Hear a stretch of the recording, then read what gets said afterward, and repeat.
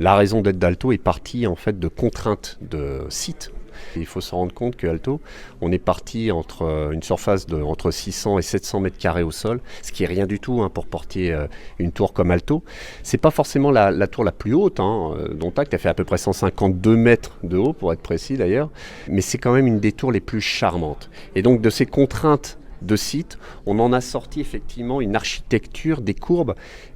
qui en fait peut-être une des tours les plus charmantes, les plus féminines qui puissent se faire. Alors déjà, on a cette double peau qui la caractérise,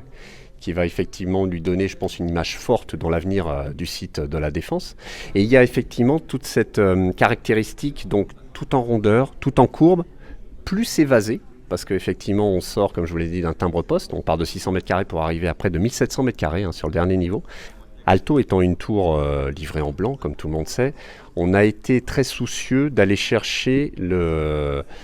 top en matière de certification et de labellisation. C'est pour ça qu'avec Certivea, on est allé chercher le HQE exceptionnel, qu'avec le BREEAM, on est avec l'Outstanding, on a également bien sûr le WELL, et on est allé chercher également le Weird Score, qui est une nouvelle certification liée plus sur la connectivité de la tour, mais qui reste effectivement dans l'air du temps et cette grosse volonté de la tour d'être à la fois dans son environnement, à la fois et dans la technologie. La façade, comme vous avez pu remarquer, est en écaille. Elle est réalisée, c'est une façade ventilée qui se compose de 2 châssis décollés qui permettent à la fois la ventilation et la prise d'air en façade de l'air hygiénique, de traitement d'air des plateaux de bureau. À chaque étage, on retrouve 2 CTA, c'est centrales de traitement d'air qui traitent l'air hygiénique d'un étage. Et enfin, donc, les ascenseurs. Pour la première fois en France, on a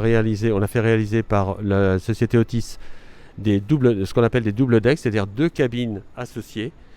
qui permettent donc de réduire par 2 la surface du noyau, qui était donc une des contraintes de réalisation de la tour. On est d'un point de vue technologique sur ce qui peut se faire de mieux, à la fois en termes de smart building, qu'on a effectivement essayé d'exploiter à son mieux à ce stade,